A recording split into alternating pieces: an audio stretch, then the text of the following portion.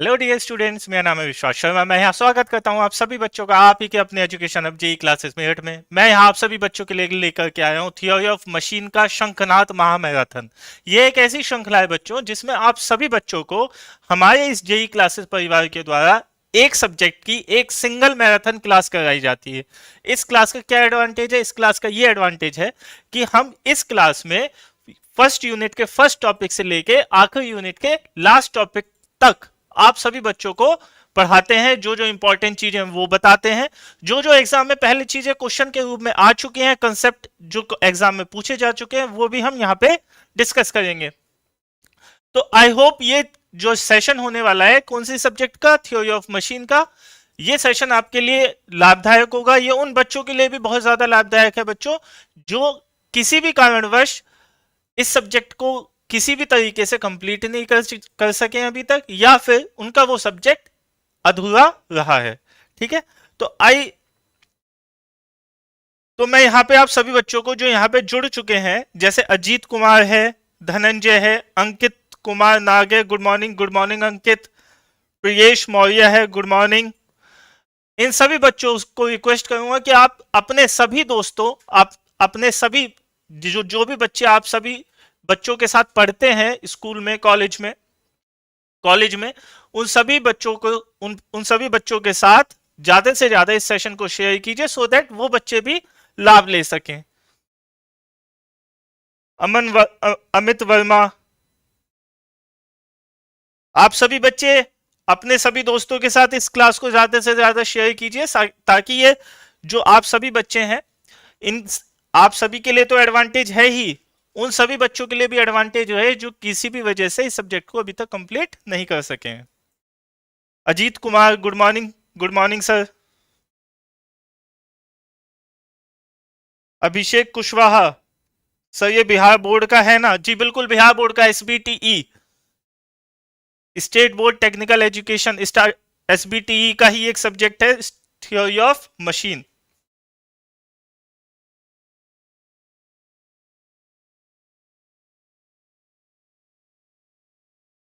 सूर्य रॉय,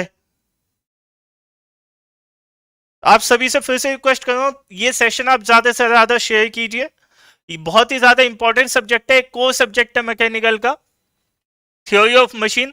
ज्यादा से ज्यादा इंपॉर्टेंट कंसेप्ट और क्वेश्चंस हम यहाँ पे डिस्कस करने की कोशिश करेंगे, आपके फर्स्ट चैप्टर से लेके आखिरी चैप्टर तक। जितने भी मिनट का, यानी 1 घंटा, 1.5 घंटा, 2 घंटे, जितने भी टाइम का ये सेशन होगा, हम आपका जो कंप्लीट सिलेबस है वो कंप्लीट करा के ही खत्म करेंगे।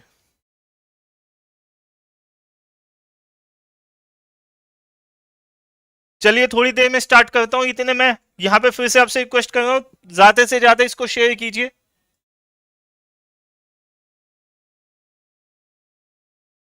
ये फर्स्ट सेमेस्टर का नहीं है अमित वर्मा, ये फर्स्ट सेमेस्टर का सब्जेक्ट नहीं है।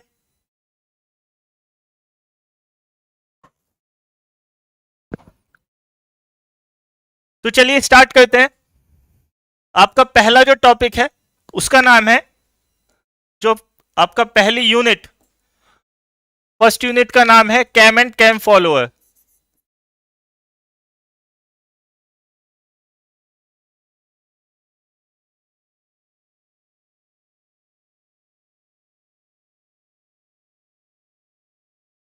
तो बच्चों ये आपकी फर्स्ट यूनिट का नाम है कैम एंड कैम फॉलोअर। यहां से किस टाइप के क्वेश्चन बन सकते हैं, इन सभी चीजों को हम यहां पे देखेंगे। देखिए इसमें जो क्वेश्चन बनने की जो प्रोबेबिलिटी है वो 4 टाइप की, इस वाले चैप्टर से, इस वाली यूनिट से आपके 4 टाइप के क्वेश्चन बन के निकल सकते हैं। पहला पहला वो क्वेश्चन पूछ सकता है कि कैम एंड फॉलोअर की परिभाषा लिखिए। ठीक है। सेकंड क्वेश्चन बन के आ सकता है क्लासिफिकेशन, यानी वर्गीकरण ऑफ फॉलोअर। थर्ड क्वेश्चन बन के आ सकता है एसएचएम क्या होता है। और फोर्थ क्वेश्चन बन के आ सकता है, एक क्वेश्चन न्यूमेरिकल के रूप में बन के आ सकता है 5 नंबर में। क्या बन के आ सकता है, वो आपको न्यूमेरिकल दे देगा और उससे आपको कैम की प्रोफाइल जनरेट करने के लिए बोलेगा। ठीक है, तो इस वाले चैप्टर से, इस वाली यूनिट से आपके सिर्फ 4 क्वेश्चन बन के निकल के आ सकते हैं। यहां से वो या तो कैम और फॉलोअर की डेफिनेशन पूछ सकता है, दूसरा क्लासिफिकेशन ऑफ फॉलोअर और कैम, या तो कैम या फॉलोअर का वर्गीकरण वो पूछ सकता है, सिंपल हार्मोनिक मोशन की परिभाषा पूछ सकता है, या फिर एक न्यूमेरिकल पूछ सकता है। यहां से इन चारों क्वेश्चन के अलावा पांचवा क्वेश्चन नहीं बन सकता। ठीक है, तो चलिए स्टार्ट करते हैं। सबसे पहले देख लेते हैं कैम क्या होती है।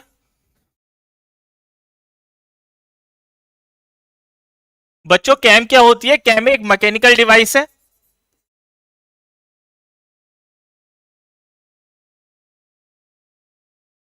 मैकेनिकल डिवाइस है, और मैकेनिकल डिवाइस है, और इसका यूज क्या होता है? इसका यूज होता है टू कन्वर्ट रोटरी मोशन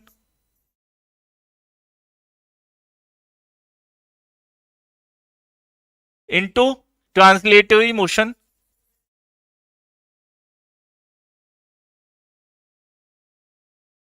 यानी घुमाऊ गति को पाश्चात्य गति में बदलने के लिए। ट्रांसलेटरी मोशन को आप रेसिप्रोकेटिंग मोशन भी कह सकते हैं।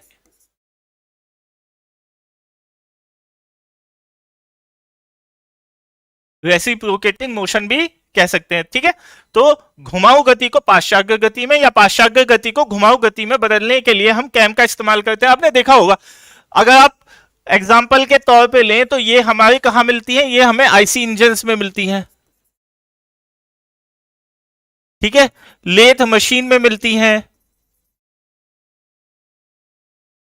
शेपर में मिलती है, प्लेनर में मिलती हैं। ठीक है, तो ये अलग अलग मशीन है जहां पे हमें कैम देखने को मिलती है। बेसिकली कैम करती क्या है?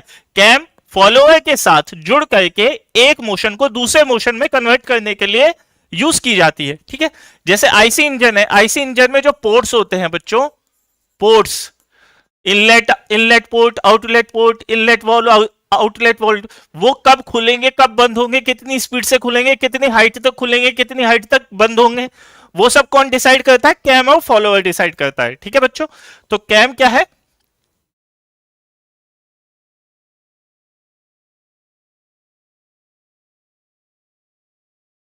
तो यहां पे हम ये चीज देख चुके हैं। अब हम देख लेते हैं कैम के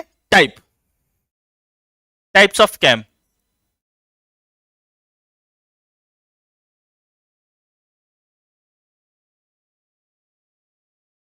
टाइप्स ऑफ कैम में हमें जो मिलता है वो मिलता है, पहला वेज शेप,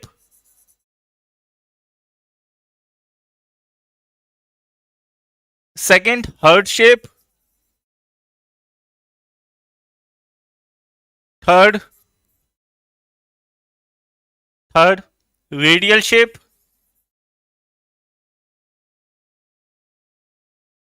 फोर्थ फोर्थ आ जाता है आपका ट्रांसलेटरी शेप,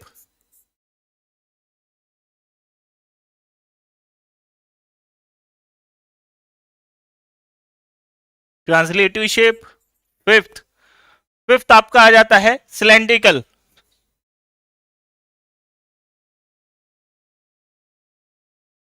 शेप। ये अलग अलग टाइप की कैम है। जैसे यहां पे आपको शेप लिखी हुई है, उसी शेप की कैम होती है। अगर हम देखें वेज, देखिए तो वेज कैसी होती है? वेज कुछ ऐसी दिखाई देगी आपको। ठीक है, वेज कुछ ऐसी दिखाई देगी, हर्ट कुछ ऐसी दिखाई देता है, कुछ ऐसा दिखाई देता है। ठीक है, रेडियल कुछ ऐसा दिखाई देता है। अच्छा, एक और रह गया इसमें, ओवल, ओवल कैम। ठीक है, ट्रांसलेटरी सिलेंड्रिकल कुछ ऐसा दिखाई देता है।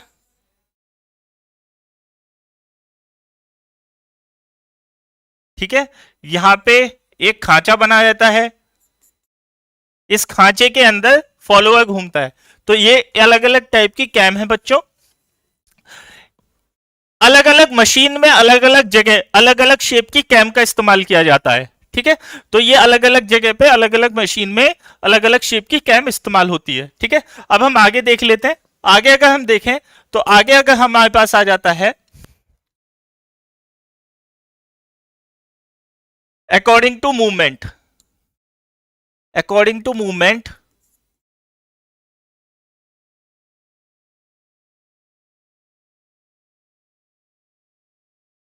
मूवमेंट के आधार पे सबसे पहला जो कैम आती है वो आती है ट्रिपल आर। ये तो आपको याद ही होगी, मूवी का नाम है एक, आप इससे मूवी के नाम से याद कर सकते हैं, ट्रिपल आर।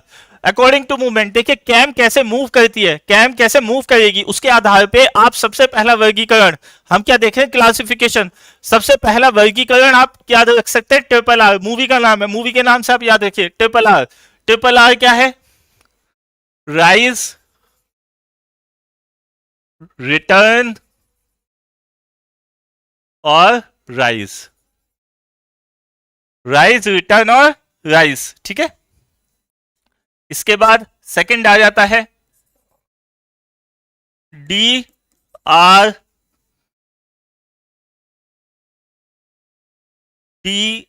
डी। ये क्या है?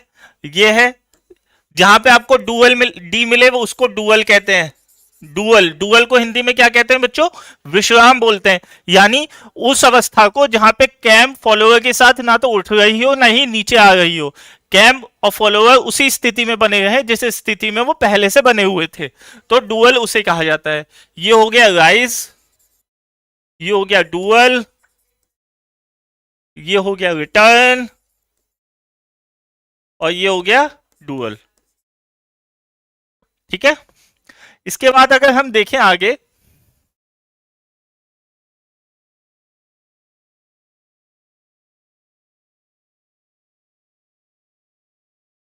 इसके बाद अगर हम देखें आगे, तो आगे अगर हम देखते हैं यहां पर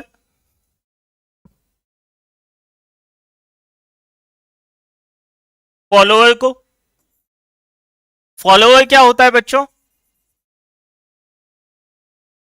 फॉलोअर, फॉलोअर क्या होता है? कैम के साथ जुड़ा हुआ एक दूसरा मेंबर होता है, दूसरा मैकेनिकल मेंबर होता है जो कैम के साथ जुड़ करके एक डेफिनेट डायरेक्शन में मूवमेंट देता है। अब ये फॉलोअर कुछ ऐसा दिखता है, ठीक है, या फिर कुछ ऐसा दिखाई देगा, या फिर कुछ ऐसा दिखाई देगा, या फिर कुछ ऐसा दिखाई देगा,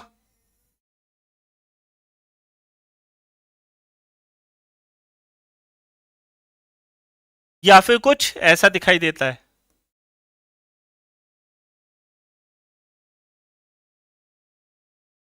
ऐसा।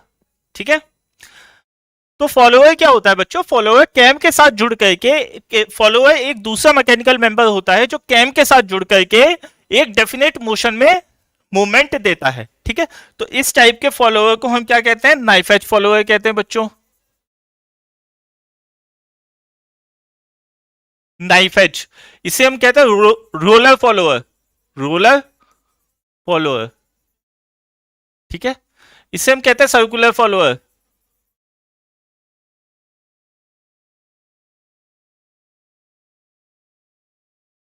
ठीक है,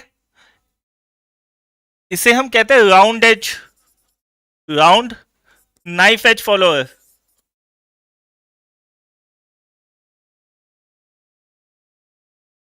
देखिए यहां पर अंतर देखिए, ये क्या है? इसकी जो चोंच है, इसकी जो पॉइंट है वो राउंड है, इसका जो पॉइंट है वो वी शेप का है, इसलिए इसे नाइफ एज फॉलोअर कहते हैं। और ये क्या है? ये ये है स्फेरिकल फॉलोअर।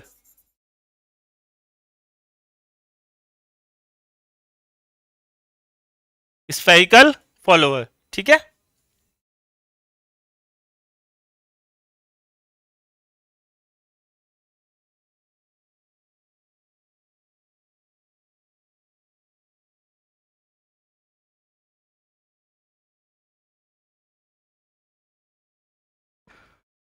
इसके बाद हम अगर आगे देखें तो आगे हमें देखने को मिलता है, आगे हमें देखने को मिलता है बच्चों टर्मिनोलॉजी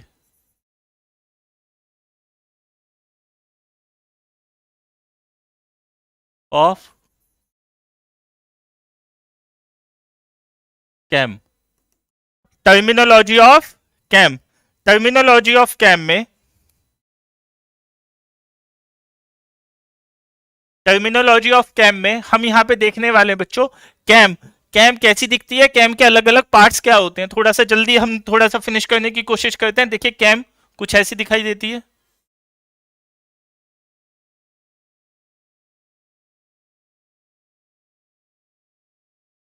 कुछ ऐसी दिखाई देती है। तो अगर हम थोड़ा सा और बेहतर बनाने की कोशिश करें, कुछ ऐसी दिखाई देती है कैम, ठीक है। अब ये जो कैम का ये वाला जो कर्व आया है, ये वाला जो कर्व आया है बच्चों, ये एक सर्कल से आता है, इस सर्कल को कहा जाता है बेस सर्कल।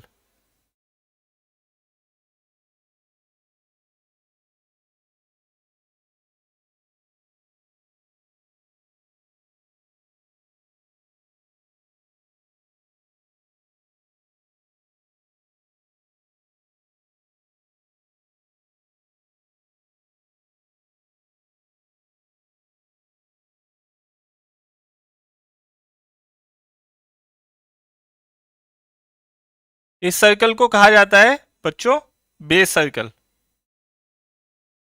यानी ये एक ऐसा सर्कल होता है बच्चों, ये एक ऐसा सर्कल होता है जिसके द्वारा, जिसके द्वारा कैम का कर्व, कैम का जो वक्र है वो बनाया जाता है।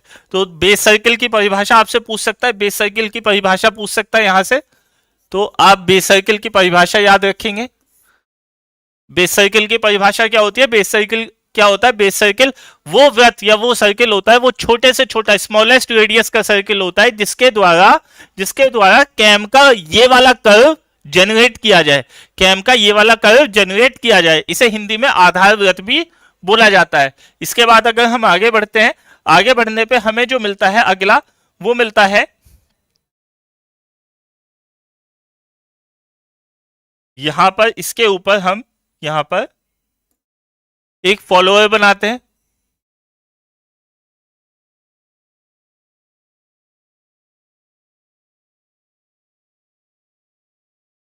एक फॉलोअर बनाते हैं और इस फॉलोअर के ऊपर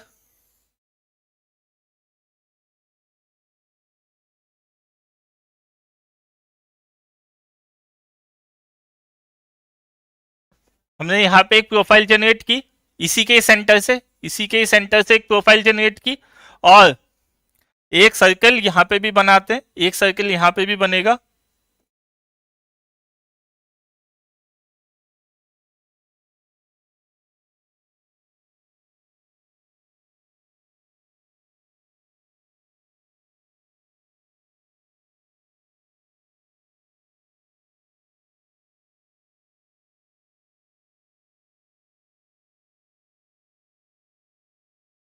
ये एक ऐसा प्रोफाइल, ये एक ऐसा सर्कल होता है बच्चों जो कि इस वाले प्रोफाइल को एक पॉइंट पर टच करता हुआ निकल जाए, इसे हम कहते हैं प्राइम सर्कल।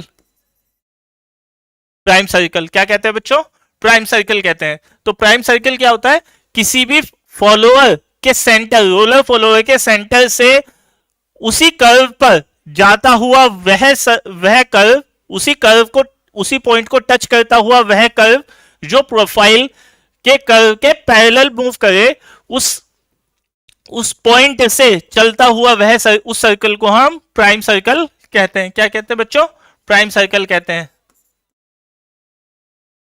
प्राइम सर्कल, ठीक है। अगला जो आ जाता है वो आ जाता है पिच सर्कल। तो ये अलग अलग डेफिनेशन है, आप इन्हें किताबों में भी देख सकते हैं। प्रेशर एंगल, प्रेशर एंगल बहुत ज्यादा पूछा जाता है। प्रेशर एंगल क्या होता है, अगर हम यहां पे देखें तो प्रेशर एंगल ये वाला, ये, और अगर प्रोफाइल इस दिशा में चल रही है तो यहां से ये वाला, इन दोनों के बीच का जो एंगल होता है अल्फा या थीटा, जिसे भी आप माने, उसको हम प्रेशर एंगल बोलते हैं। क्या बोलते हैं, प्रेशर एंगल। ये वाली जो लाइन है, ये वाला जो नॉर्मल है, इन दोनों के बीच में जो एंगल बनता है उसको हम क्या बोलते हैं बच्चों, प्रेशर एंगल बोलते हैं।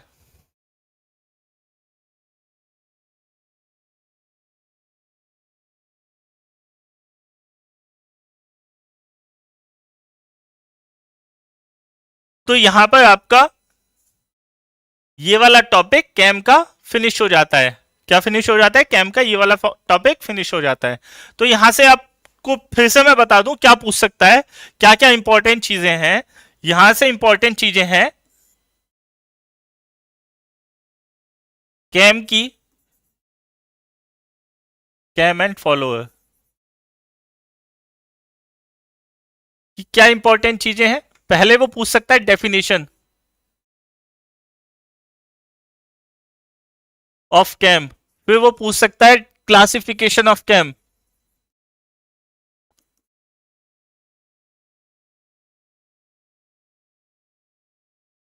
जब मैं कैम कह रहा हूं तो फॉलोअर आप लिख लीजिए,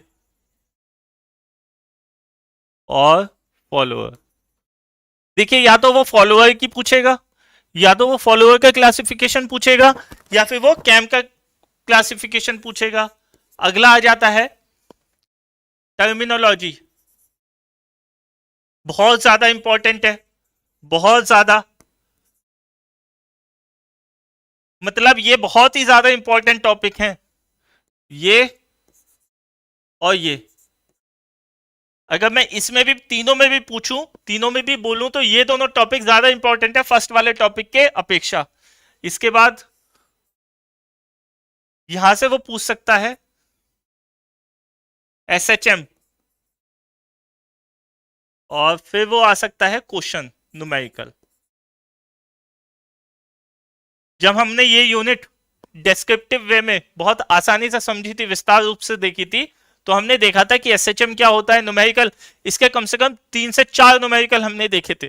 ठीक है, तो न्यूमेरिकल वो पूछ सकता है बच्चों, एसएसएम पूछ सकता है। इसमें एक और इंपॉर्टेंट टॉपिक निकल के आता है, ये सीधा सीधा 5 नंबर में वो 5 मार्कर पूछ लेगा, यहां से पूछ सकता है। यहां से वो 5 डेफिनेशन दे देगा आपको एक एक नंबर की, और 5 नंबर का क्वेश्चन यहां से तैयार कर सकता है। यहां से वो 5 मार्क्स का पूछ सकता है।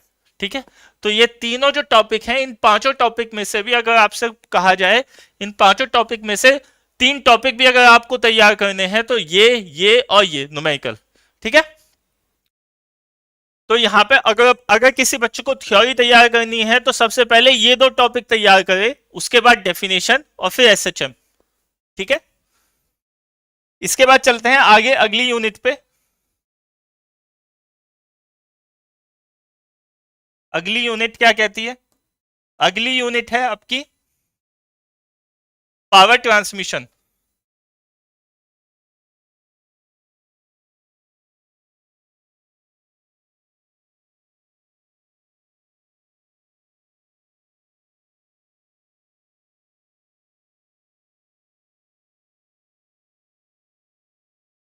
पावर ट्रांसमिशन, पावर ट्रांसमिशन क्या होता है?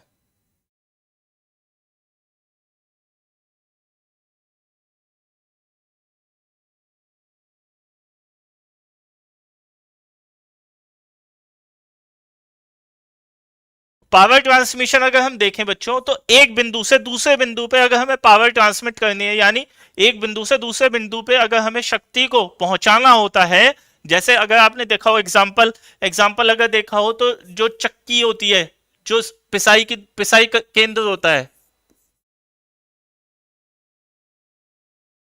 उसमें क्या होता है? उसमें क्या होता है, एक मोटर लगी रहती है, मोटर पे बेल्ट चढ़ी रहती है, वो बेल्ट का जो दूसरा एंड होता है वो चक्की के ऊपर लिपटा रहता है। तो जो शक्ति है वो मोटर से चल करके बेल्ट के माध्यम से चक्की की मशीन पर पहुंचती है। तो पिसाई केंद्र, या फिर जो मोटर बाइक होती है, ठीक है, या फिर सबसे आसान एग्जांपल बाइसाइकिल। भाई इससे इससे आसान एग्जांपल पावर ट्रांसमिशन का आप नहीं देख सकते।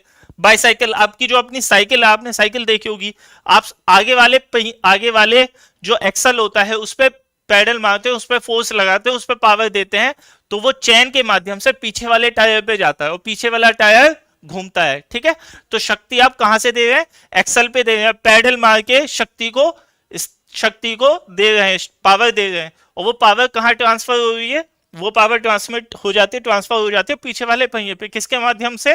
चेन के माध्यम से, यानी शक्ति को यानी पावर को ट्रांसमिट करने के लिए हमें कम से कम एक माध्यम की ऐसी आवश्यकता होती है जो एक बिंदु से दूसरे बिंदु पे शक्ति को ट्रांसफर कर सके।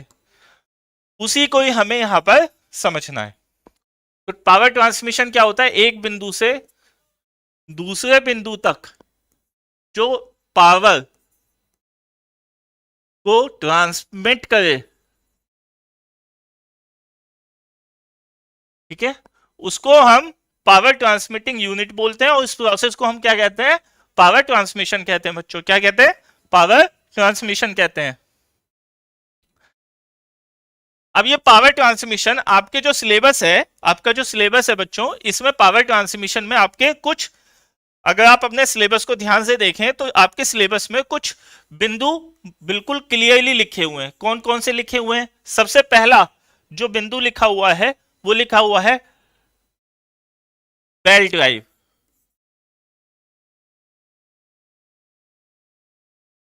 Belt drives. सेकंड लिखा हुआ है गियर ड्राइव्स।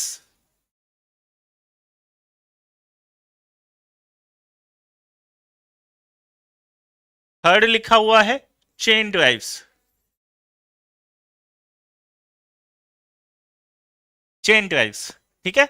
सबसे पहले लिखा हुआ है बच्चों बेल्ट ड्राइव, उसके बाद लिखा हुआ है गियर ड्राइव, उसके बाद लिखा हुआ है चेन ड्राइव।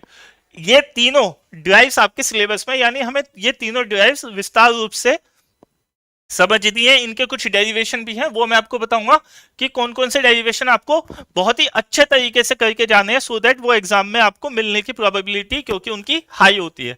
तो सबसे पहले स्टार्ट करते हैं बेल्ट ड्राइव से। क्या स्टार्ट करते हैं, बेल्ट ड्राइव।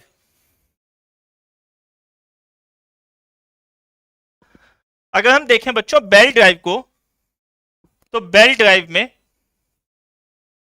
में वो आपसे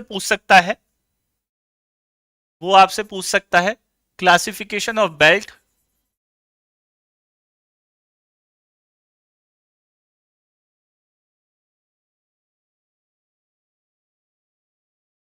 क्लासिफिकेशन ऑफ बेल्ट्स। बेल्ट कितने टाइप की होती है, उनके क्रॉस सेक्शन के आधार पे वो बेल्ट का क्लासिफिकेशन वर्गीकरण आपसे पूछ सकता है बच्चों। जैसे चपटी बेल्ट होती है, जैसे सर्कुलर शेप की बेल्ट होती है, जैसे ट्रेपेजॉइडल बेल्ट होती है, वो हम अब ये देखेंगे। उसके बाद वो पूछ सकता है, क्लासिफिकेशन ऑफ बेल्ट के बाद वो पूछ सकता है डेरिवेशन। डेरिवेशन किसका, ओपन बेल्ट का और क्लोज बेल्ट का। ओपन बेल्ट का और क्लोज बेल्ट का। उसके बाद वो अगला टॉपिक, यहां से तीसरा जो टॉपिक है वो पूछ सकता है सेंट्रीफ्यूगल टेंशन का।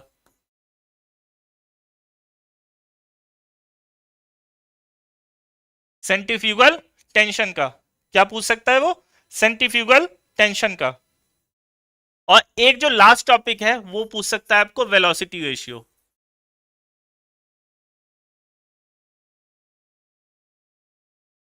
यानी अगर आपको बेल्ट ड्राइव पढ़नी है तो इन बेल्ट ड्राइव में आप ये चार टॉपिक पढ़िए। सबसे पहला जो सबसे इंपॉर्टेंट है वो, अगर आपको डेरिवेशन देखना है तो सबसे पहले ये वाली और ये वाली डेरिवेशन आप क्लियर करके जाएंगे, ठीक है। इसके बाद ये वाली डेरिवेशन क्लियर करेंगे। उसके बाद आप देखेंगे, उसके बाद आप थ्योरी देखेंगे। थ्योरी में सबसे पहले देखेंगे क्लासिफिकेशन ऑफ बेल्ट, ठीक है, और फिर देखेंगे सेंट्रीफ्यूगल टेंशन। तो सबसे पहले देखते हैं belt drives. Belt drives, belt drive में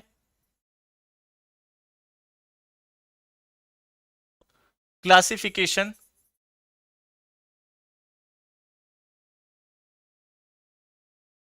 क्लासिफिकेशन में बेल्ट ड्राइव में सबसे पहले आ जाता है बच्चों, सबसे पहले आ जाता है flat belt.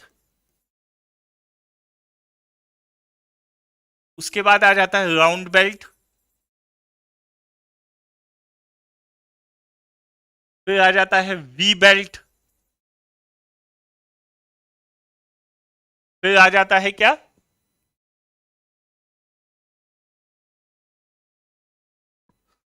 Circular belt.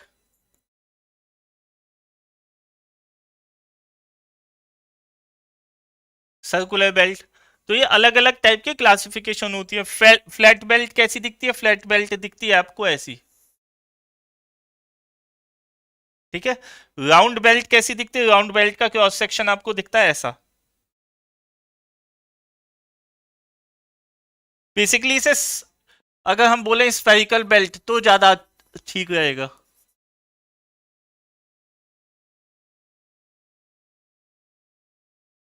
We belt का क्लासिक, वी बेल्ट कैसी दिखती है? वी बेल्ट का क्रॉस सेक्शन दिखता है ऐसा,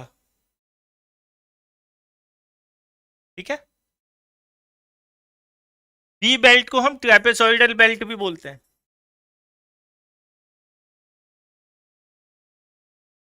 ट्रेपेजॉइडल बेल्ट भी बोलते हैं। और सर्कुलर बेल्ट बिल्कुल क्रॉस सेक्शन इसी का ही दिखता है, बट स्फेरिकल बेल्ट स्फेयर में रहती है, सर्कुलर बेल्ट का क्रॉस सेक्शन सर्कुलर रहता है, ठीक है। तो बेल्ट का क्लासिफिकेशन कुछ इस तरीके से वो पूछ सकता है। इसमें आपको लिखना है फ्लैट बेल्ट कहाँ इस्तेमाल की जाती है, राउंड बेल्ट कहाँ इस्तेमाल की जाती है, वी बेल्ट कहाँ इस्तेमाल की जाती है, सर्कुलर बेल्ट कहाँ इस्तेमाल की जाती है, ठीक है। इसके बाद आ जाता है बेल्ट का डेरिवेशन। क्या आ जाता है? बेल्ट का डेरिवेशन आ जाता है बच्चों।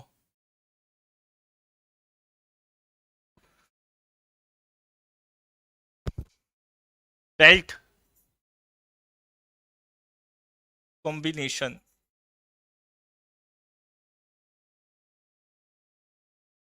बेल्ट का कॉम्बिनेशन हम दो टाइप से करते हैं बच्चों। पहला आता है ओपन बेल्ट, और सेकंड आ जाता है क्लोज बेल्ट। कंफ्यूज मत होइएगा, कहीं कहीं आपको क्लोज बेल्ट देखने को मिलेगा, कहीं कहीं आपको क्रॉस बेल्ट देखने को मिलेगा। दोनों एक ही है।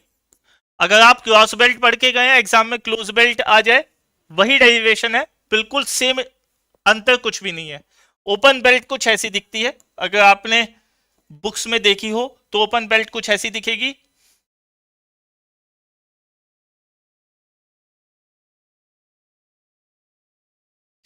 एक छोटा चक्का, एक बड़ा चक्का,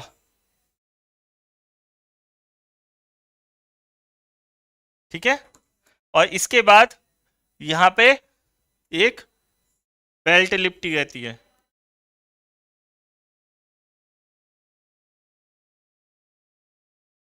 ये इस डायरेक्शन में, तो ये भी इस डायरेक्शन में। तो ओपन बेल्ट कहां इस्तेमाल करते हैं? ओपन बेल्ट हम वहां पे इस्तेमाल करते हैं जहां पर डायरेक्शन आपको सेम देनी हो, ठीक है। यानी इनपुट डायरेक्शन इज बराबर हो, आउटपुट डायरेक्शन के सेम हो, सेम हो, ठीक है। तो उस केस में हम क्या करते हैं? उस केस में हम ओपन बेल्ट का इस्तेमाल करते हैं, ठीक है। कहां पे आपने देखा है? आपने देखा होगा आपकी साइकिल का जो एक्सल होता है उसमें जो चेन होती है, वो ड्राइव ओपन ड्राइव होती है, ठीक है। उसे हम ओपन चेन ड्राइव बोलते हैं। बेल्ट के केस में ओपन बेल्ट ड्राइव हो जाएगी, ठीक है। और कहां इस्तेमाल की जाती है? जो आपकी बाइक होती है उसमें जो चेन होती है वो ओपन ड्राइव्स होती हैं, ठीक है। क्रॉस बेल्ट, क्रॉस बेल्ट में हम क्या इस्तेमाल करते हैं? क्रॉस बेल्ट में एक छोटा चक्का, एक बड़ा चक्का, और हम इसे यहां पर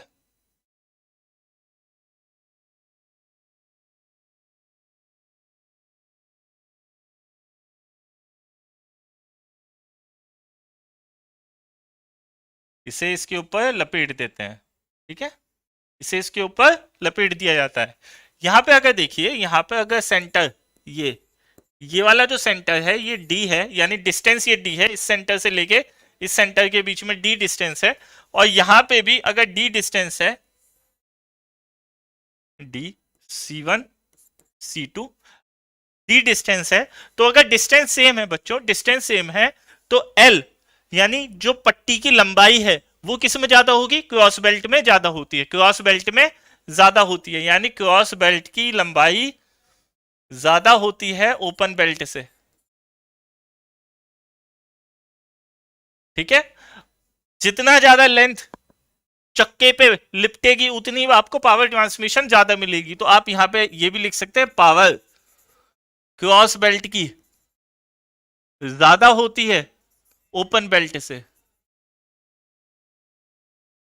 ठीक है, अगर डिस्टेंस सेम है, सेम डिस्टेंस पे सेम व्हील डायमीटर्स पे सेम बेल्ट बेल्ट मटेरियल के साथ क्रॉस बेल्ट की जो लेंथ है वो ज्यादा होगी, और क्रॉस बेल्ट की पावर हमेशा ज्यादा होगी।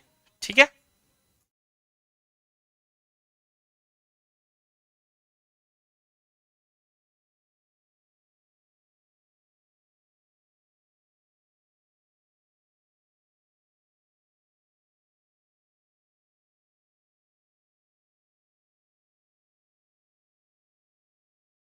इसके बाद देखिए यहां पे वो और चीजें क्या पूछ सकता है, बेल्ट ड्राइव के साथ वो कुछ चीजें और छोटी छोटी पूछ सकता है, जैसे स्लिप क्या होती है, स्लिप ऑफ बेल्ट्स। ठीक है, ये भी पूछ सकता है, वो छोटे क्वेश्चन के रूप में वो पूछ सकता है। ठीक है, ओपन बेल्ट क्लोज बेल्ट हो गई। वेलोसिटी रेशियो क्या होता है, वेलोसिटी रेशियो देखिए ये एक ओमेगा से घूम रही है, ओमेगा 1, ये ओमेगा 2 से घूम रहा है, उसी तरीके से ये भी ओमेगा 1, ये ओमेगा 2 से घूम रहा है। अगर तो इन दोनों के वेलोसिटी रेशियो यानी एंगुलर वेलोसिटी रेशियो का जो एक्सप्रेशन होता है वो क्या होता है, उसमें ऊपर वाली जो साइड होती है, ऊपर वाली जो साइड होती है बच्चों, वो साइड हमेशा टाइट साइड होती है, और ये हमेशा स्लैक साइड होती है। ठीक है, तो टाइट साइड और स्लैक साइड,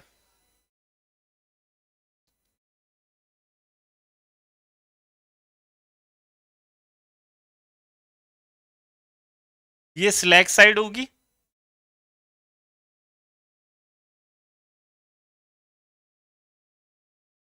और ये टाइट साइड होती है।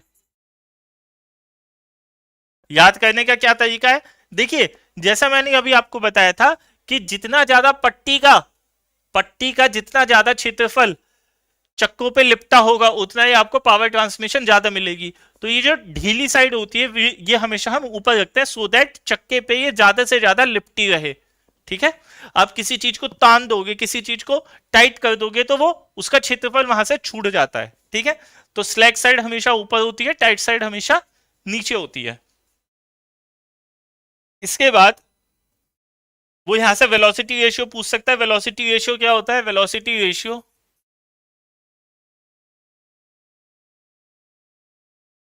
होता है T1/T2 इज इक्वल टू ई की पावर म्यू थीटा, जहां पे T क्या है, टेंशन है इन स्लैक साइड T1, और T2 क्या है, टेंशन इन टाइट साइड। ठीक है, म्यू क्या है, म्यू है coefficient of friction,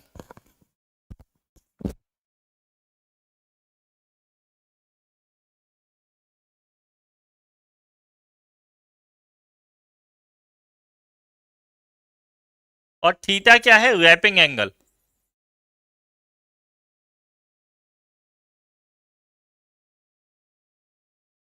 wrapping angle. ठीक है,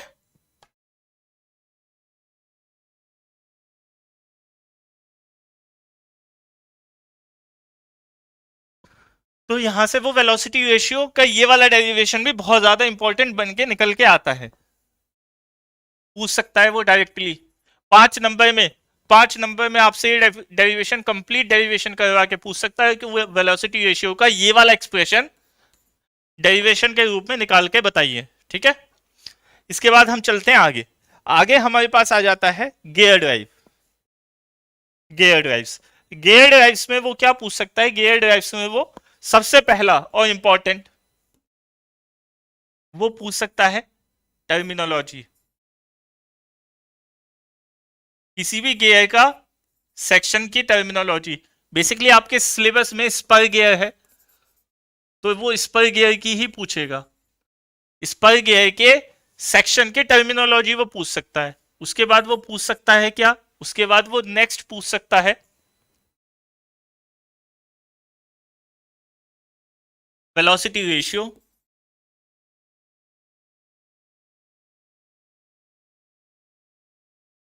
उसके बाद थर्ड पूछ सकता है वो train value.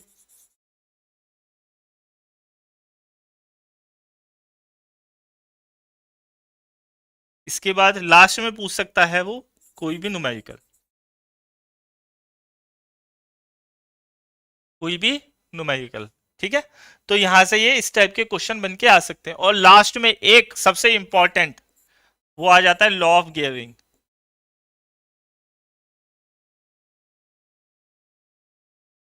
Law of gearing. तो यहाँ पे आपको ये 5 टॉपिक है, इन 5 टॉपिक में भी अगर आपको इंपॉर्टेंट छाड़ना हो तो सबसे पहले आप टर्मिनोलॉजी करेंगे, उसके बाद लॉ ऑफ गियरिंग करेंगे, फिर देखेंगे ये वेलोसिटी रेशियो। वेलोसिटी रेशियो के साथ ही आप देख लीजिएगा गियर रेशियो। ठीक है, इसके बाद ट्रेन वैल्यू और न्यूमेरिकल। न्यूमेरिकल सबसे लास्ट में करने की कोशिश कीजिएगा, बहुत कम चांसेस हैं आपके न्यूमेरिकल आने की। ठीक है, तो यहाँ पे ये 3 टॉपिक है, terminology, gear ratio, velocity ratio और लॉ ऑफ गियरिंग। ठीक है, तो सबसे पहले टर्मिनोलॉजी देख लेते हैं।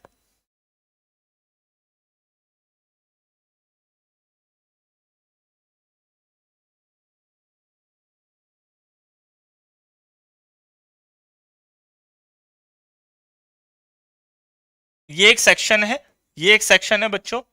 इस सेक्शन में हमने ये गियर बना दिया है, गियर का 3D व्यू बना दिया है।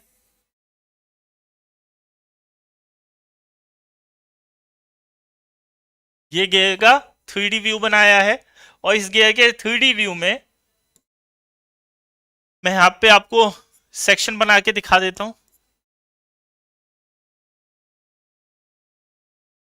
ये वाला जो सर्कल होता है, ये सर्कल होता है addendum circle.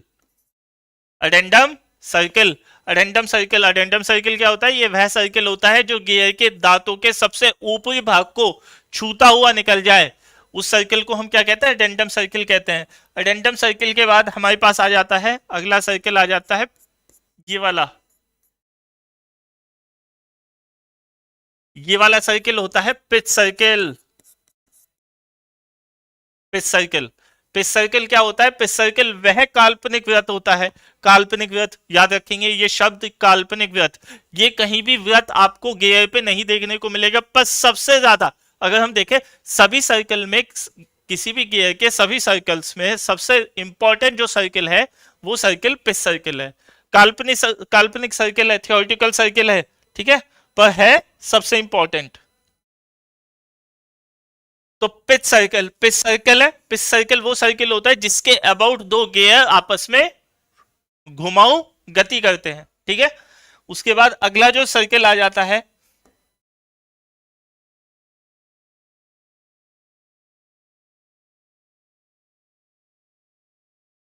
Base circle.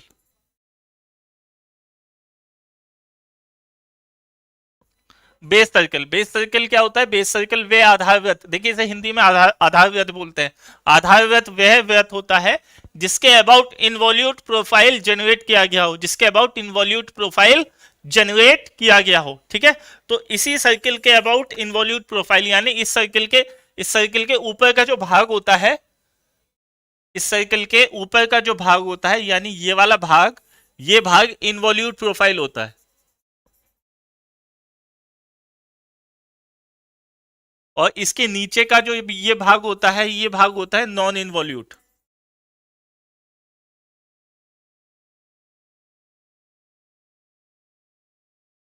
Non involute profile होता है। ठीक है, तो बेस सर्कल, आधार वृत्त वह वृत्त होता है जिसके ऊपर का भाग हमेशा इनवॉल्यूट प्रोफाइल जनरेट दे। इसके बाद हम अगले सर्कल पे चलते हैं। अगले सर्कल पे हमारे पास आ जाता है ये वाला सर्कल। ये वाला जो सर्कल होता है बच्चों, ये वाला सर्कल होता है क्लियरेंस सर्कल।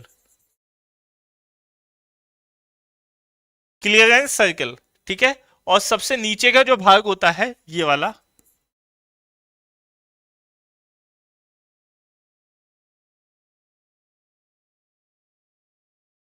ये वाला जो सर्कल होता है ये होता है डिडेंडम सर्कल। डिडेंडम सर्कल, ठीक है, तो ये अलग अलग सर्कल हैं, आप इन्हें सारे सर्कल्स को याद रखेंगे। याद कैसे रखेंगे? सबसे पहले अंदर से याद करेंगे, ये होता है डिडेंडम सर्कल। उसके बाद बाहर आ जाइए clearance circle.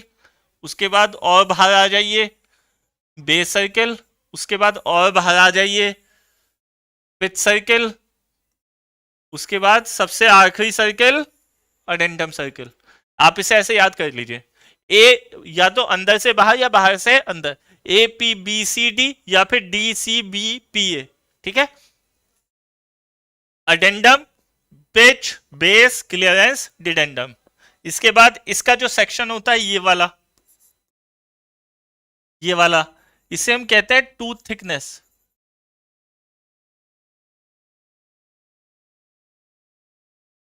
Tooth thickness, tooth thickness, यहां से ये वाला जो भाग आ जाता है इसे हम कहते हैं फेस, और यहां से इस वाले भाग को हम कहते हैं फ्लैंक। ठीक है, ये वाला जो भाग होता है ये होता है टॉप लैंड, टॉप लैंड। ठीक है, टॉप लैंड। और ये वाला जो भाग होता है ये होता है बॉटम लैंड।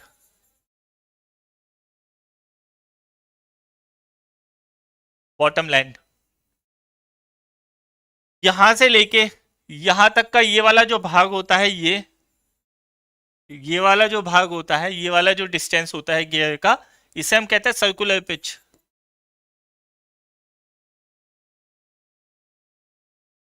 Circular pitch. ठीक है, तो इस टाइप की टर्मिनोलॉजी वो आपसे पूछ सकता है, गियर का एक सेक्शन बना के आपको यहाँ पे दिखाना है और इसकी परिभाषा लिखनी है। अगर आपसे पूछा जाए परिभाषा लिखनी है तो परिभाषा वो किसी की इन सभी टर्मिनोलॉजी में से कोई भी 5 टर्मिनोलॉजी दे देगा, 5 वर्ड दे देगा, उसके परिभाषा आपको लिखने के लिए बोलेगा।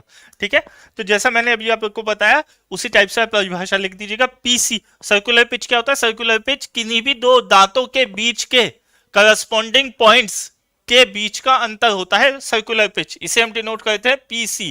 पीसी होता है पाई डी बाई टी, और डी क्या होता है? डी होता है डायमीटर, टी होता है नंबर ऑफ टीथ। थिकनेस नहीं होती, नंबर ऑफ टीथ होता है। क्या होता है? नंबर ऑफ टीथ होता है। ठीक है,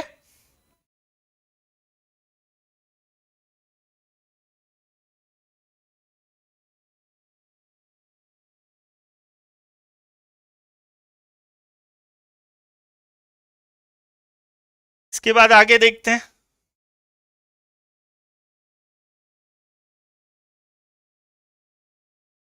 इसके बाद आ जाता है gear, gear train. Gear train क्या होती है? गियर ट्रेन में सबसे पहले आता है सिंपल गियर ट्रेन, उसके बाद आता है कंपाउंड गियर ट्रेन, फिर आ जाता है रिवर्टेड गियर ट्रेन, और फिर आ जाता है एपिसाइक्लिक गियर ट्रेन। ठीक है, सिंपल गियर ट्रेन कैसी होती है? सिंपल गियर ट्रेन कुछ ऐसी दिखाई देती है, कंपाउंड गियर ट्रेन कुछ ऐसी दिखाई देगी।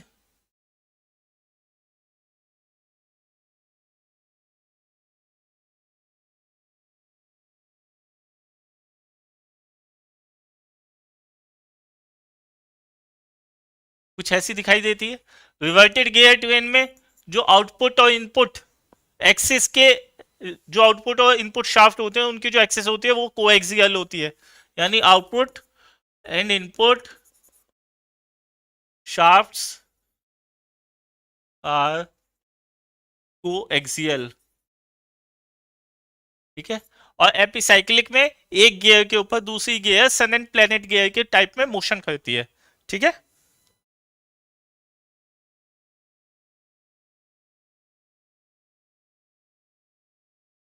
इसके बाद हम चलते हैं चेन ड्राइव्स पे।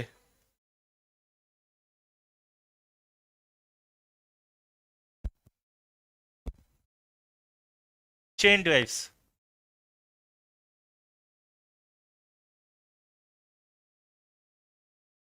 चेन ड्राइव्स क्या होती है? चेन ड्राइव्स वे ड्राइव्स होती हैं जिसमें एक चेन का टुकड़ा दूसरे चेन के टुकड़े से जुड़ करके एक लूप बनाता है। ठीक है, कुछ आपने ऐसे देखा होगा, ऐसे छल्ले होते हैं जो एक दूसरे से जुड़े रहते हैं, एक दूसरे के अंदर कड़ी के रूप में जुड़े रहते हैं। तो इस टाइप के लूप को हम चेन बोलते हैं। कहां पे देखा है आपने? आपने देखा होगा बाइक में, बाइक में, साइकिल में। ठीक है, बाइक या मोटर बाइक में, ऐसे लिख सकते हैं मोटरसाइकिल, सिंपल साइकिल। तो यहाँ पे हमने चेन ड्राइव्स देखी है। चेन ड्राइव्स का इस्तेमाल क्यों करते हैं? देखिए, एक चीज, चेन ड्राइव क्या है? एक पॉजिटिव ड्राइव है, ठीक है। गियर ड्राइव भी एक पॉजिटिव ड्राइव होती है, गियर ट्रांसमिशन भी एक पॉजिटिव ट्रांसमिशन है, जबकि बेल्ट ट्रांसमिशन क्या है? एक नेगेटिव ट्रांसमिशन है। यानी इसके अंदर स्लिप होती है, इसके अंदर स्लिप नहीं होती है, ठीक है। उसी तरीके से इसके अंदर भी स्लिप नहीं होती है, ठीक है। जिसके अंदर स्लिप नहीं होती है उतना ही ज्यादा पावर ट्रांसमिशन आपको बेहतर मिलता है। स्लिप नहीं होने का मतलब है कि इनपुट और आउटपुट पावर में डिफरेंस कम से कम है। यानी इनपुट पावर, जो इनपुट पावर है वही आउटपुट पावर में बदल बदल करके जा रही है। तो स्लिप अगर नहीं है इसका मतलब हमारा ट्रांसमिशन उच्च दर्जे का है, ठीक है। वहां पर फिसलन नहीं है। इसके बाद आगे अगर हम देखें, यहां से आ जाता है, यहां से बेसिकली यहां से थियोरिटिकल क्वेश्चन ही बनेंगे। क्या आ जाएगा? डेफिनेशन ऑफ चेन, उसके बाद आगे आ जाएगा सिलेक्शन, आप कैसे सेलेक्ट करेंगे। उसके बाद आ जाता है डिजाइन ऑफ चेन। देखिए, जब मैं कहता हूं थियोरिटिकल क्वेश्चन, तो थियोरिटिकल क्वेश्चन में डेरिवेशन में इंक्लूड करके बोल रहा हूं। न्यूमेरिकल अगर मैं बोलूंगा तो न्यूमेरिकल का मतलब न्यूमेरिकल, डेरिवेशन का जो पार्ट होता है वो एक थियोरिटिकल पार्ट, थियोरिटिकल कंसेप्ट में आता है, वो थ्योरी होती है, ठीक है। तो डिजाइन ऑफ चेन, उसके बाद आ जाता है एडवांटेजेस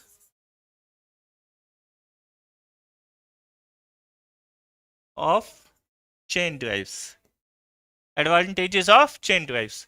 तो इस टाइप के ये चार टॉपिक यहां से चेन ड्राइव में निकल के आते हैं। ये चार टॉपिक आप तैयार कर लीजिएगा, कोई भी एक या दो टॉपिक आपको मिल जाएगा, ठीक है। इसके बाद हम चलते हैं आगे। आगे हमारे पास यूनिट आती है, अगली यूनिट आती है flywheel and governor.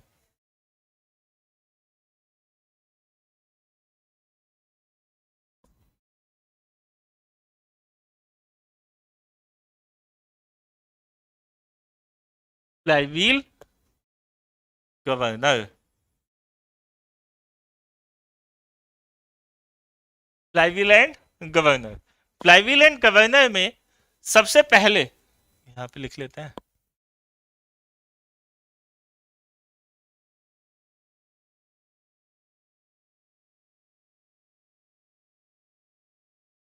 Flywheel and governor में जो सबसे पहला इंपॉर्टेंट टॉपिक निकल के आता है वो आता है डेफिनेशन। डेफिनेशन दोनों की, यानी फ्लाईव्हील की भी और गवर्नर की भी, ठीक है। उसके बाद आ जाता है डिफरेंस, बहुत ज्यादा इंपॉर्टेंट है डिफरेंस।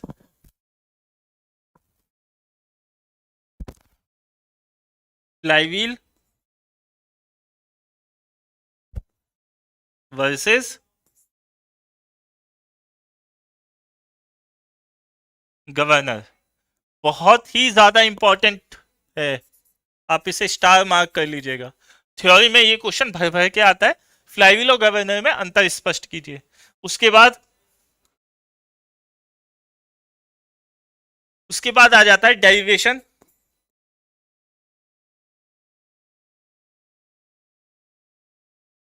डेरिवेशन किसका? डेरिवेशन आ जाता है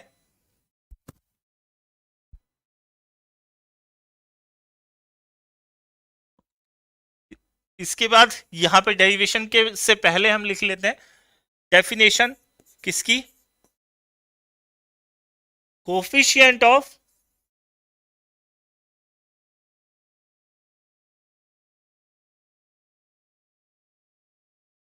फ्लक्चुएशन ऑफ स्पीड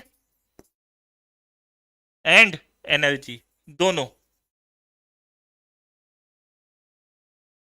दोनों वो पूछ सकता है, ठीक है। तो ये आपका यहां से 5 मार्क का क्वेश्चन बन के आ सकता है, 5 मार्क। कोफिशिएंट ऑफ स्पीड में क्या पूछेगा? कोफिशिएंट ऑफ स्पीड क्या होता है? N max minus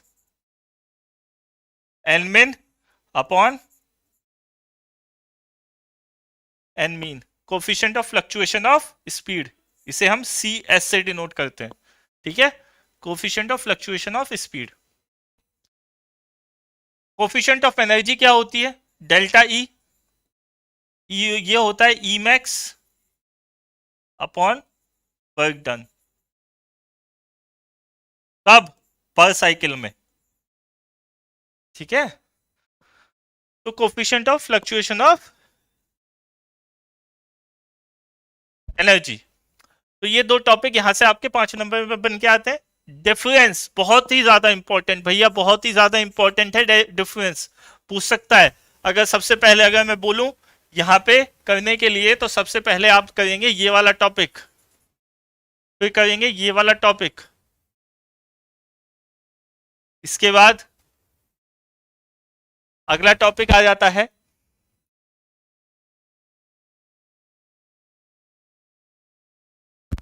governor. Governor में आपके 3 गवर्नर हैं आपके सिलेबस में, गवर्नर में 3 गवर्नर हैं, पहला है वाट गवर्नर, फिर है पोर्टर गवर्नर, फिर आ जाता है प्रॉयल governor.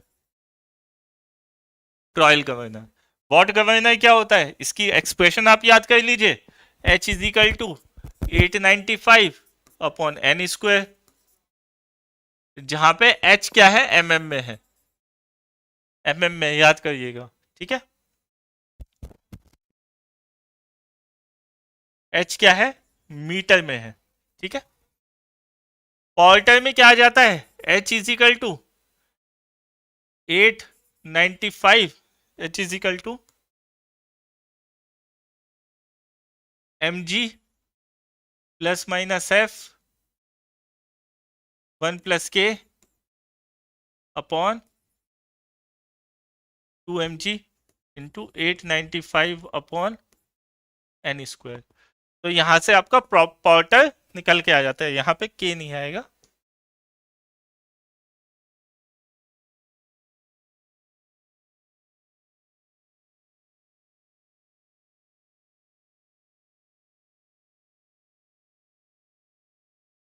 mg upon 2mg plus, और यहाँ पे 1 प्लस के की मल्टीप्लाई हो जाती है पोर्टर के साथ, ठीक है।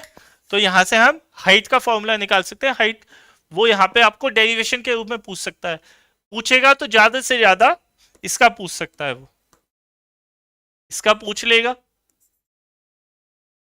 या फिर वो पूछ सकता है इसका, रॉयल का, ठीक है। तो ये दो टॉपिक यहां से आप गवर्नर में तैयार करके जाएंगे। थ्योरी अगर आपकी आती है तो ये दो टॉपिक आपके पहले से ही क्लियर है, ठीक है। तो आई होप यहां पे आपको फ्लाईव्हील एंड गवर्नर क्लियर हो गया होगा।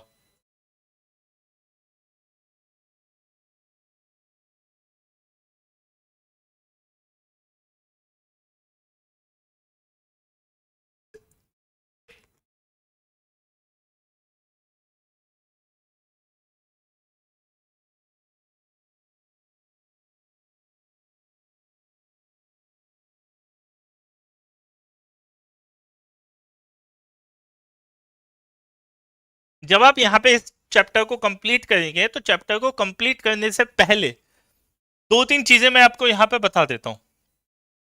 चैप्टर को कंप्लीट करने से पहले गवर्नर के लिए अगर मैं बताऊं, गवर्नर के लिए स्पेशली अगर मैं बताऊं, तो गवर्नर के लिए आप सबसे पहले तीनों का, यानी वाट का,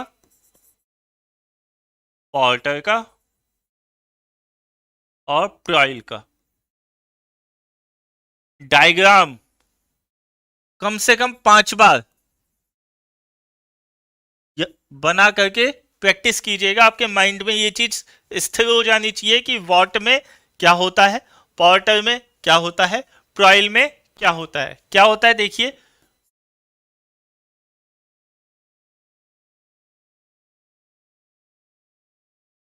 यहां पे बॉल लगी रहती थी वॉट में, ये स्पिंडल होता है, ठीक है।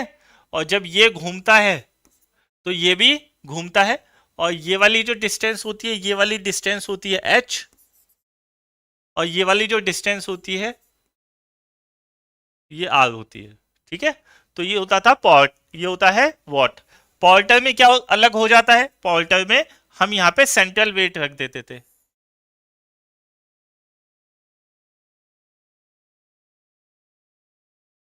ये वेट यहाँ पे आ गया डेड वेट, ठीक है। और यहाँ पर हम ये डेड वेट एम जी रख देते थे, ठीक है। ये एम जी आ गया, ये स्मॉल एम आ गया, ये स्मॉल एम आ गया।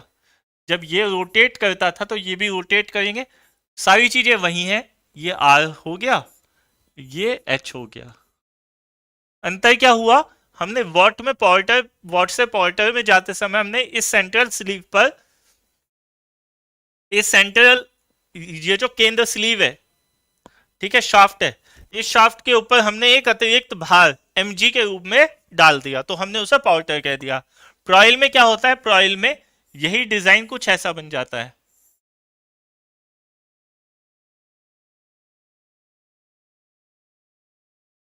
ये जो बॉल्स हैं ये बाहर निकल जाती हैं एक स्पिंडल्स के द्वारा, और वेट लगा रहता है, ये वेट लगा रहेगा, ये वेट लगा रहता है, और ये एम बाहर निकल जाती हैं, ठीक है। तो जब ये घूमेंगी, ये घूमेंगी, तो ये आर बदलता है, आर के साथ एच भी बदलेगा। जब देखिए, जब ये तेज घूमेंगे तो ये बाहर जाएंगी, बाहर जाएंगे तो स्लीव ऊपर चढ़ेगी, स्लीव ऊपर चढ़ेगी तो एच चेंज होगा, एच चेंज होगा, और ये भी बाहर जाएंगे तो आर भी चेंज होगा। तो इसके लिए हमारे पास जो फॉर्मूला है उससे हम एच की वैल्यू निकाल सकते हैं, ठीक है। तो यहाँ पे हमने तीनों के डायग्राम, आपके बेसिक कंसेप्ट्स के साथ तीनों के डायग्राम बहुत अच्छे से क्लियर होने चाहिए। जब आप डायग्राम बहुत अच्छे से देखिए, एग्जाम में किसी भी टीचर के पास इतना वक्त नहीं होता कि वो आपके हर एक लाइन को बेहतर तरीके से देखे।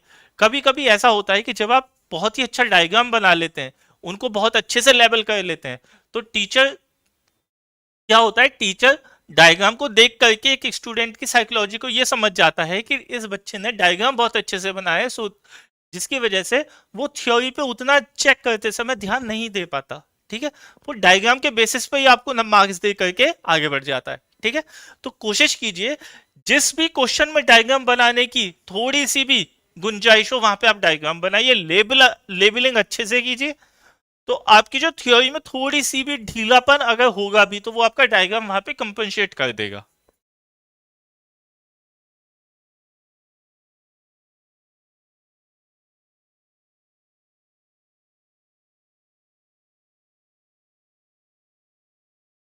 इसके बाद हम आगे चलते हैं, आगे हम आ जाते हैं अब यूनिट 4 पे।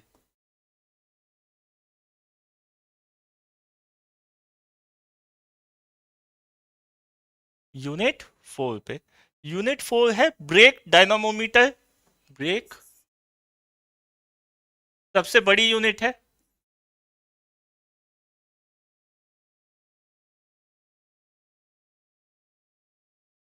डायनामोमीटर, क्लचेस एंड बियरिंग्स सबसे बड़ी यूनिट है। सबसे बड़ी यूनिट है, चार टॉपिक मिला करके एक यूनिट बनाई है इन्होंने। ये सबसे पहले ब्रेक, फिर डायनामोमीटर, फिर क्लच, और फिर बियरिंग। सबसे पहले हम देखेंगे ब्रेक। ब्रेक में हमारे पास आ जाता है, ब्रेक में हमें क्या पढ़ना है, ब्रेक में सबसे पहले पढ़ना है फंक्शन, डेफिनेशन एंड फंक्शन, ठीक है। अगर मैं आपको बोलूं तीन तीन टॉपिक, तीन तीन टॉपिक आपको हर एक यूनिट के, यानी यूनिट 4 के हर एक इन टॉपिक में से तीन तीन सब टॉपिक अगर आपको बताऊं, तो सबसे पहले पहला टॉपिक ब्रेक का ये आ गया। सेकंड टॉपिक आ जाता है, सबसे सेकंड टॉपिक जो आप पढ़ेंगे वो देखेंगे आप shoe brake,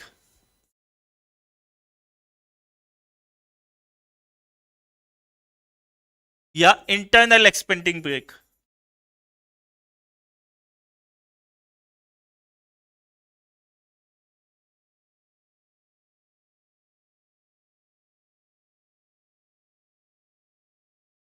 internal expanding brake. इसके बाद आगे आ जाता है सेल्फ एनर्जाइजिंग ब्रेक।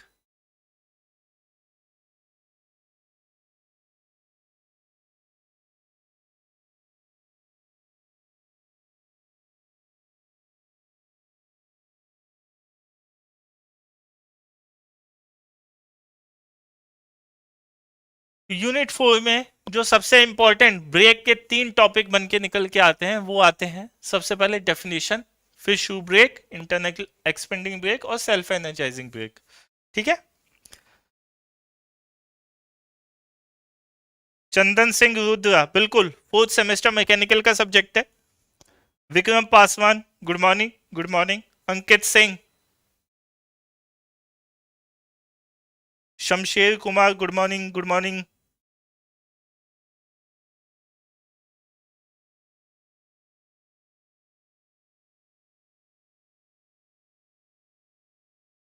अभी हम लगभग लगभग 3 यूनिट कंप्लीट कर चुके हैं। आपके सिलेबस में जो 5 यूनिट है उसमें से 3 यूनिट आपकी कंप्लीट हो चुकी हैं। ठीक है।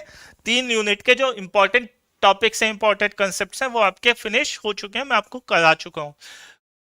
जिन भी बच्चों का किसी भी वजह से अगर ये सब्जेक्ट कभी थोड़ा बहुत भी अधूरा रहा हो तो आप ये सारे टॉपिक्स जो जो मैंने इंपॉर्टेंट बताए वो फिनिश कर लीजिएगा।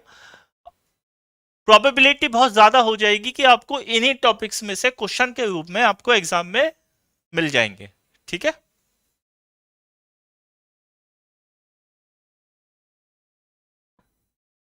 इसके बाद आगे आ जाता है डायनामोमीटर।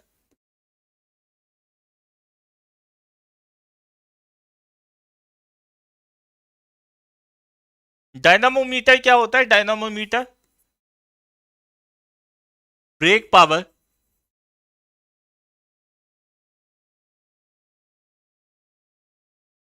को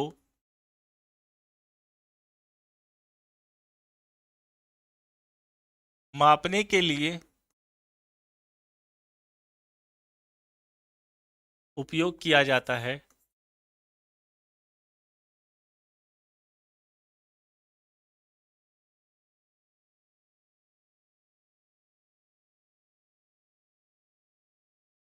उपयोग किया जाता है। ठीक है।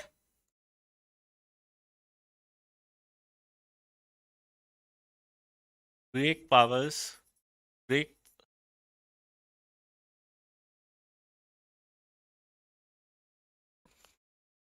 डायनामोमीटर में अगर हम देखें तो डायनामोमीटर कितने टाइप का होता है? देखिए, अगर हम यहाँ पे इसकी स्पेलिंग को ही देखें तो डाइन आ रहा है। डाइन किसकी यूनिट है? सीजीएस यूनिट किसकी है? फोर्स की। ठीक है। तो फोर्स को मेजर करने के लिए इस्तेमाल किया जाता है। ठीक है। आपके सिलेबस में रोप ब्रेक डायनामोमीटर है।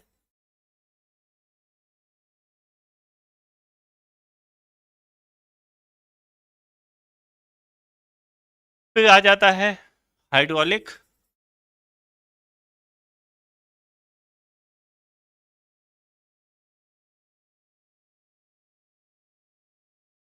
Hydraulic dynamometer. फिर आ जाता है लास्ट में एडी करंट डायनामोमीटर।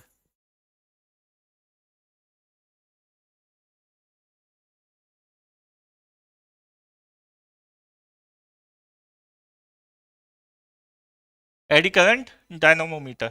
यहाँ पे सबसे इंपॉर्टेंट जो है वो है, सबसे पहले आप देखेंगे रोप और फिर देखेंगे हाइड्रोलिक।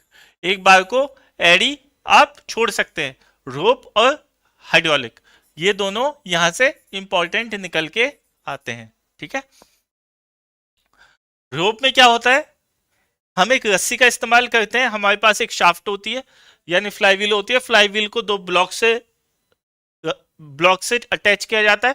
फिर हम रोप पे एक वेट लगाते हैं। वो वेट हम तब तक लगाते रहते हैं जब तक वो फ्लाईव्हील रुक नहीं जाती।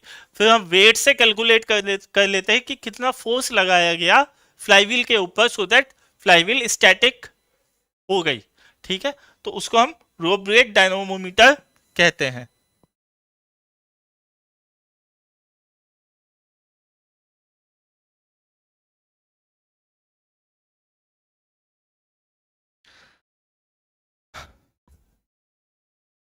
इसके बाद हम आगे देखें तो आगे हमारे पास आ जाता है क्लच।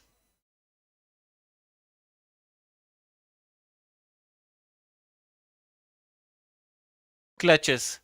क्लचेस क्या होता है? पावर को, पावर डिसएंगेज पावर एंगेज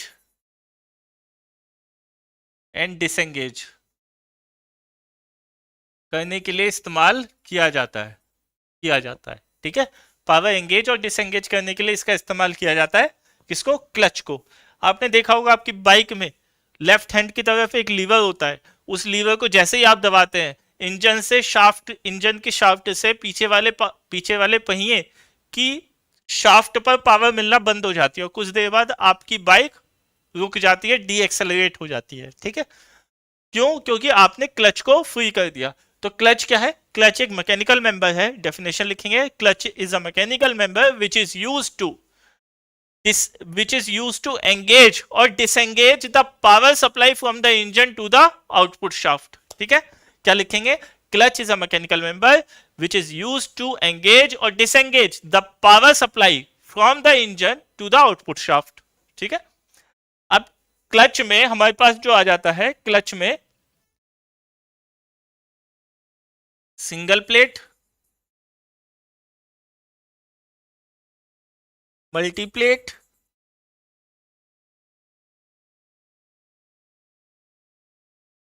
फिर आ जाता है अगला सिंगल प्लेट, मल्टी प्लेट, फिर आ जाता है कोन क्लच,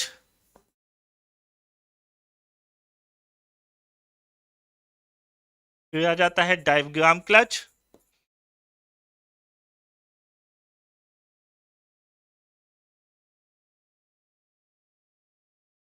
फिर लास्ट में आ जाता है सेंट्रीफ्यूगल क्लच।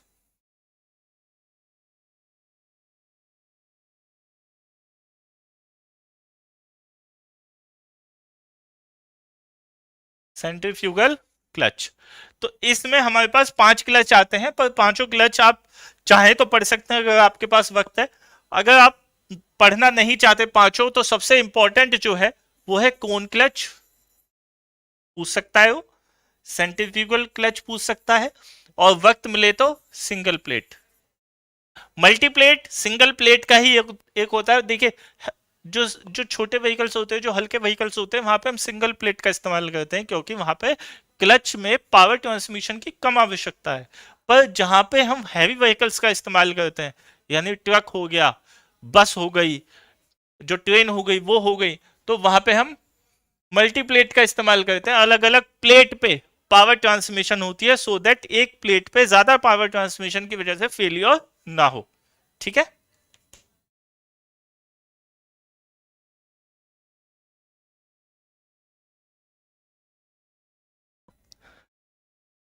तो यहां पे आप ये 3 चीजें पढ़ सकते हैं। इसके बाद हम चलते हैं आगे। आगे हमारे पास आता है लास्ट टॉपिक। लास्ट टॉपिक आता है balancing and vibration.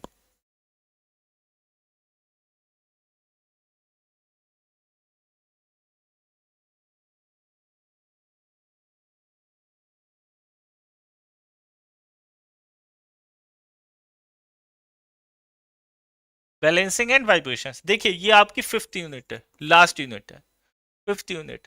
Balancing and vibration, ये दो टॉपिक आपके 5th यूनिट मिलकर के बनाते हैं। सबसे पहला होता है बैलेंसिंग।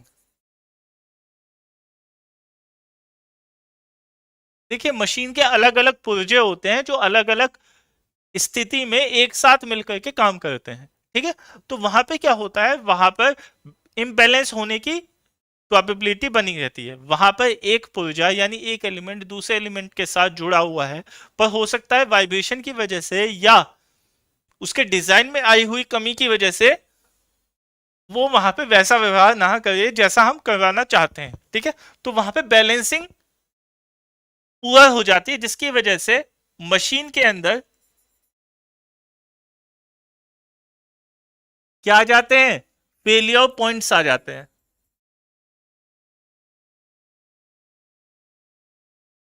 फेलियर पॉइंट्स आ जाते हैं, और उसकी वजह से, उन पॉइंट्स की वजह से मशीन कुछ टाइम के बाद फेल हो जाती है। ठीक है, तो बैलेंसिंग हमारे सिलेबस में क्या है, हम देखिए बैलेंसिंग वैसे अगर देखा जाए तो बैलेंसिंग दो टाइप की होती है।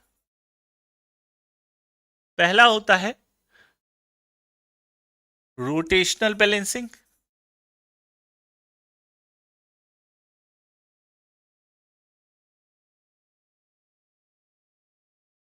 सेकंड होता है रेसिप्रोकेटिंग बैलेंसिंग।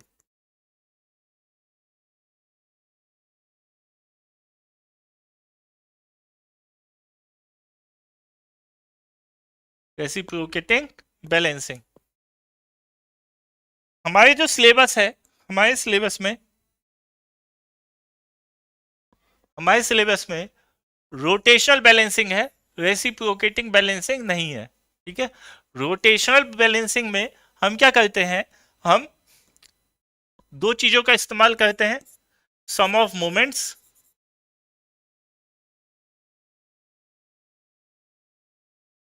और sum of forces. Sum of forces दो चीजों का इस्तेमाल करते हैं, आपने देखा भी होगा। ये मान लीजिए मास है एक, यहीं से ही दूसरा मास लगा हुआ है सेकंड, ये थर्ड मास लगा हुआ है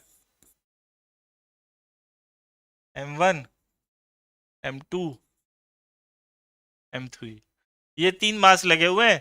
यहां से आपको कोण दे देगा, फॉर एग्जांपल ये कोण दे दिया 45 डिग्री का, ये कोण दे दिया आपको 110 डिग्री का, तो आपको कोण दे देगा, मास दे देगा, रेडियस दे देगा। ये रेडियस दे दिया मान लीजिए 5 सेंटीमीटर, ये रेडियस दे दिया 6 सेंटीमीटर, ये रेडियस दे दिया 8 सेंटीमीटर। तो ये रेडियस दे देगा जिसके आधार पे आपको बैलेंसिंग करनी पड़ेगी। तो हम यहाँ पे क्या करते हैं, sigma M N R N is equal to sigma M into R कर देते हैं, जहां पे एन जो होता है वो 1 से लेके एन तक लाई करता है। ठीक है, और sigma M G M N यानी एन इजिकल 1 से लेके एन इजिकल टू एन तक सिग्मा एम जी कर देते हैं। ठीक है, तो ये हमारे पास यहां से बैलेंसिंग कर लेते हैं। इसके बाद हमारे पास टॉपिक आता है वाइब्रेशन का। वाइब्रेशन में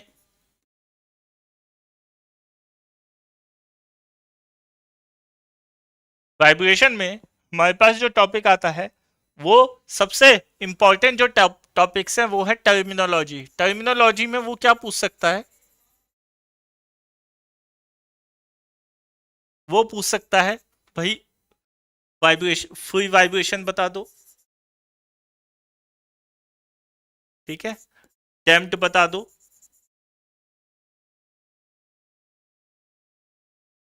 अनडैम्प्ड बता दो। तो ये अलग अलग वाइब्रेशन की, और क्या पूछ सकता है, एम्पलीट्यूड की डेफिनेशन पूछ सकता है, एम्पलीट्यूड बता दो। और क्या पूछ लेगा, और पूछ सकता है एम्पलीट्यूड के बाद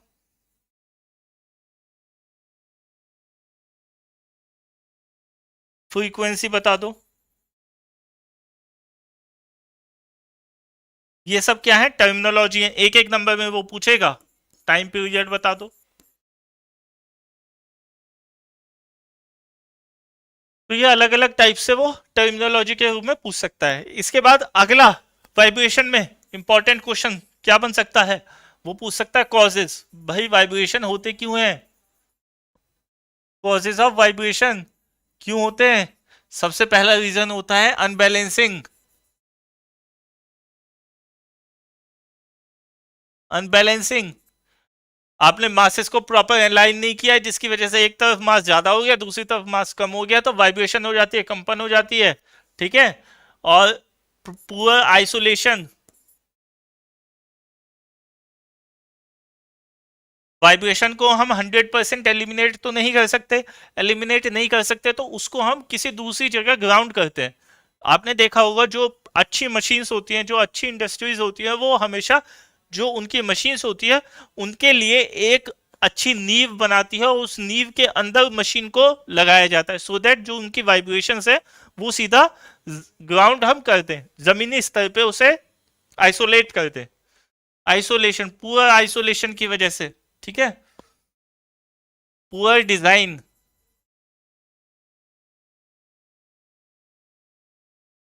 डिजाइन अगर आपकी मशीन का पुअर है, आपने ये ध्यान नहीं दिया कि वाइब्रेशन भी उसके अंदर हो सकती है, तो उसकी वजह से भी वाइब्रेशन हो जाएंगी। ठीक है, इसके बाद लास्ट टॉपिक जो आपका यहां पे आता है वो आता है इफेक्ट।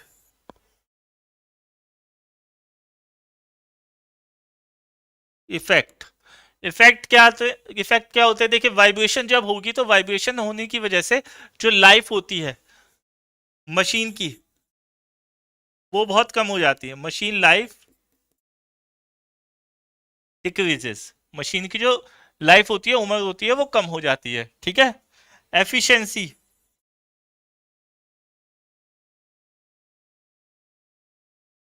डिक्रीजेस, एफिशिएंसी डिक्रीज हो जाती है। ठीक है, और क्या होता है? पावर ट्रांसमिशन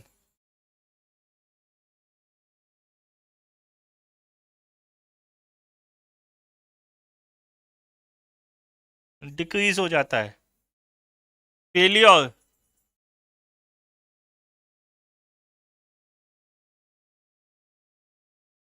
चांसेस इंक्रीज हो जाते हैं। मशीन जल्दी फेल हो सकती है, बड़े स्तर पे फेल हो सकती है। ठीक है, तो ये कुछ इफेक्ट्स होते हैं। तो यहाँ पे आपकी यूनिट 5 के जो इंपॉर्टेंट टॉपिक्स थे वो मैंने यहाँ पे कंप्लीट कराए, जिसमें बैलेंसिंग और वाइब्रेशन आपकी यूनिट का नाम था। तो इसी तरीके से यूनिट 5 भी यहाँ पर आपकी फिनिश हो जाती है। इंपॉर्टेंट टॉपिक्स यूनिट 5 के फिनिश हो जाते हैं। ठीक है, तो मैंने यहाँ पर कोशिश की कि आपकी यूनिट 1 से लेकर के, जो कि कैम एंड कैम फॉलोअर से लेकर के यूनिट 5 यानी वाइब्रेशन, बैलेंसिंग एंड वाइब्रेशन तक आपके जितने भी इंपॉर्टेंट टॉपिक्स हैं उनको फिनिश करा दिया जाए।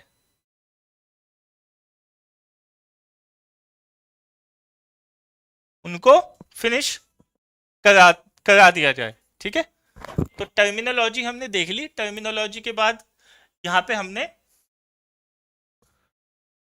कॉजेस ऑफ वाइब्रेशन और इफेक्ट्स सारा देख लिया। अब इसी के साथ आपकी जो यूनिट 5 है वो कंप्लीट हो जाती है। यूनिट 5 के कंप्लीट होने के बाद यहाँ पे मैं 2-3 चीजें आपको बता देता हूं। जैसा हमारी यूनिट कितनी यूनिट है? 5। तो आप सबसे पहले अगर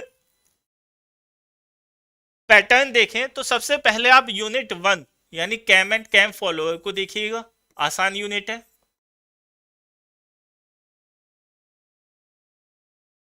ठीक है, उसके बाद देखिएगा फ्लाईव्हील एंड गवर्नर।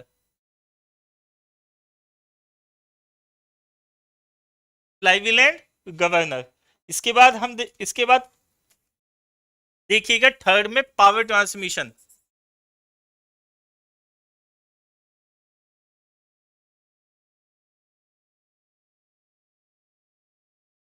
फिर देखिएगा बैलेंसिंग,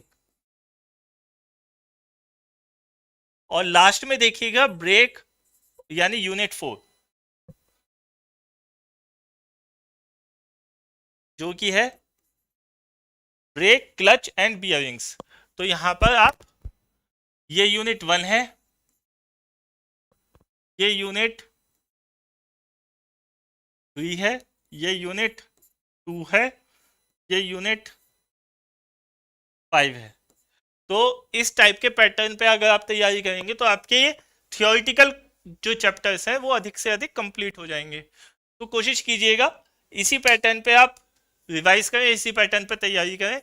तो यहाँ पे आपके 5 यूनिट का जो कंप्लीट रिवीजन मैराथन है वो यहाँ पे फिनिश होता है। और आई विश कि आपका जो ये एग्जाम है, जो आगे आने वाला एग्जाम है, वो बहुत अच्छे से जाए। तब तक के लिए बच्चों आप पढ़ते रहिए। Thank you so much.